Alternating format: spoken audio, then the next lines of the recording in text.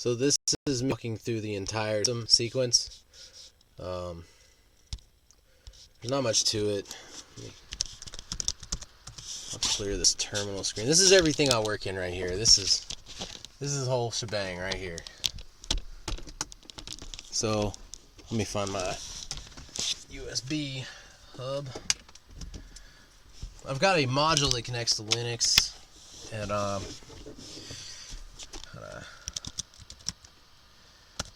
I've got an alias set up.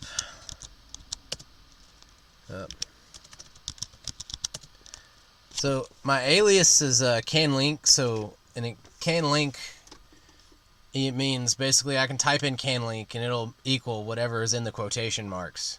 So it saves me from having to initialize the module to say, hey, this module's set everything that it says super user, the IP link. IP means something, link, set, can 0, up, type, can, bitrate, 500,000. It all means something. I'm not going to get into too much detail there. And then Cansniffer custom, I have it just set up with arguments that I prefer for speed, time, length, things like that. So all I have to do is type in can link, and it'll ask me for my super user password. And then I type in Cansniffer custom.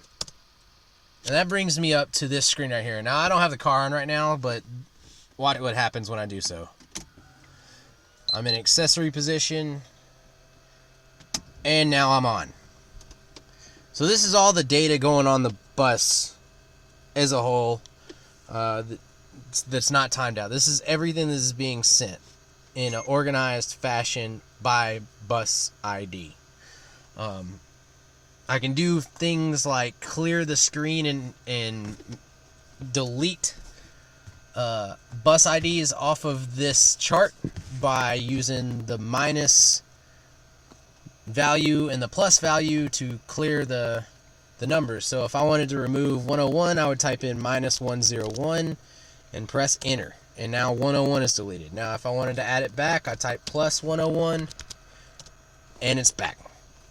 And you can do a few other things too. You can clear every one of them by using minus 000,000, and then to add them back, you could do plus 000,000. We're gonna look for RPM real quick. This is pretty simple. I've already addressed that it's at 308. I have yet to accurately define it. So I'm gonna just clear everything. So I'm gonna go minus 000,000 and type in plus 308.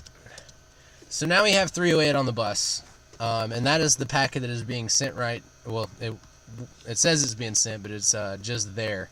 The time frame doesn't show a timer past the first initialization. So I'm going to start up the car, and we can see that the data for RPM appears to be in the second and third byte.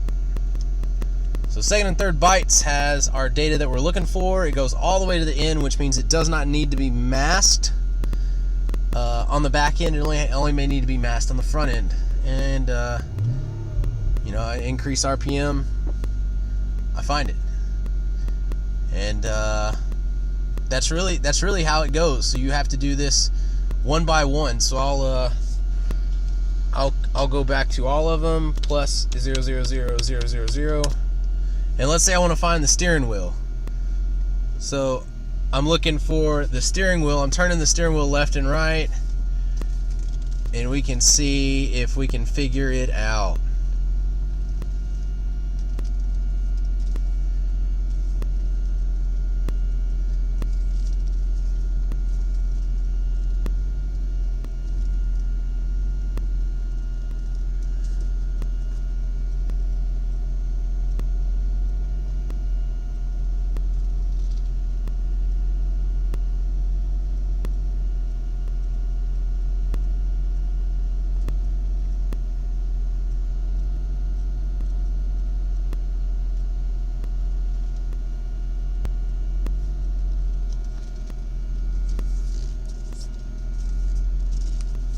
So at 236, the first 2 bytes, if you look at the first 2 bytes, you see that we're at a 0001100. Let me just clear everything and make it easier.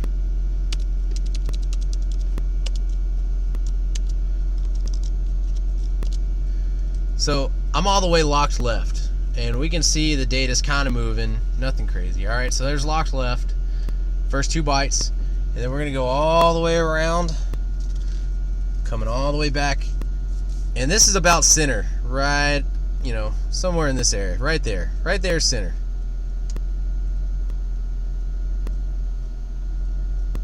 So you see me turning left and right, and we're going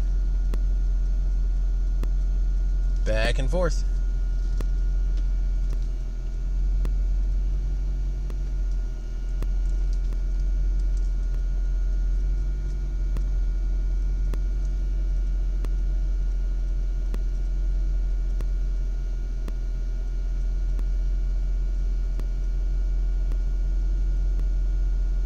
You can tell that the data in bytes 3 and 4 is associated with it. It appears that it's like some type of pulsing.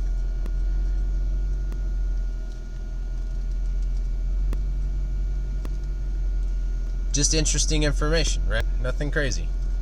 But anyways, that's how it's done. That's exactly the process you have to go through. You just kind of have to go line by line, item by item, button by button, function by function, switch by switch, whatever the case may be.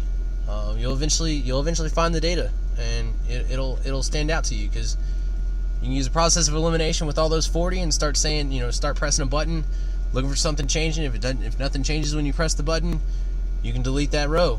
Just keep going down the rows, and you'll find what you're looking for if it's on the bus.